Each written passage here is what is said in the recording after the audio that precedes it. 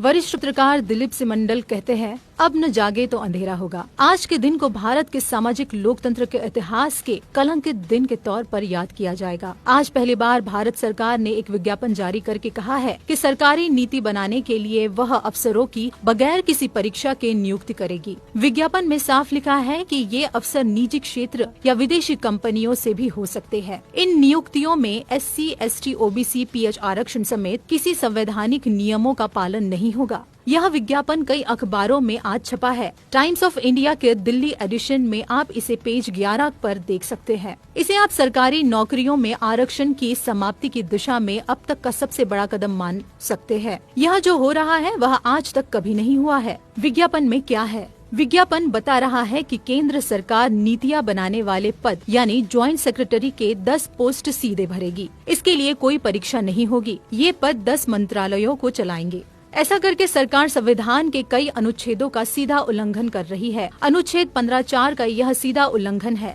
जिसमें प्रावधान है कि सरकार वंचितों के लिए विशेष प्रावधान करेगी। अनुच्छेद 16(4) में लिखा है कि सरकार के किसी भी स्तर पर अगर वंचित समुदायों के लोग पर्याप्त संख्या में नहीं है तो उन्हें आरक्षण दिया जाएगा।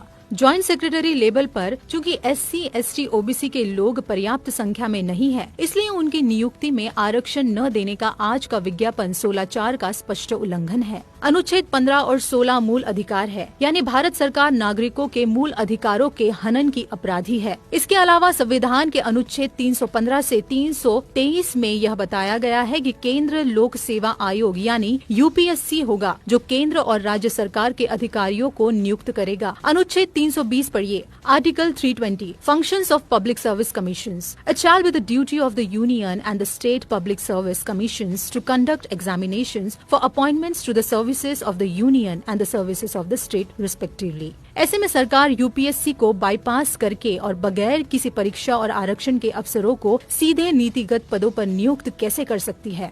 मेरा निवेदन है कि यह मामला जटिल है, लेकिन बहुत बड़ा है। आम जनता को इसे समझाने के लिए बहुत मेहनत लगेगी, तभी वह सरकार पर दबाव डालने के लिए आगे आएगी। यह काम समाज के प्रबुद्ध यानी पढ़े लिखे लोगों का है। कृपया संविधान को बचाइए, आरक्षण अपने आप बच जाएगा। अगर आज सरकार ज्वाइंट सेक्रेटरी की नियुक्ति बिना परीक्षा और बिना आरक्षण के कर ले गई, तो आगे चलकर क्या हो सकता है, आप इसकी कल्पना कर सकते हैं। बीजेपी RSS आरक्षण खत्म करने की घोषणा कभी नहीं करेगी। वह ऐसा ही शातिर तरीके से आरक्षण को बेअसर कर देगी। फिर आपको भी लगेगा कि आरक्षण से कुछ होता तो है नहीं। इसके बाद की कहानी आप समझते ही हैं।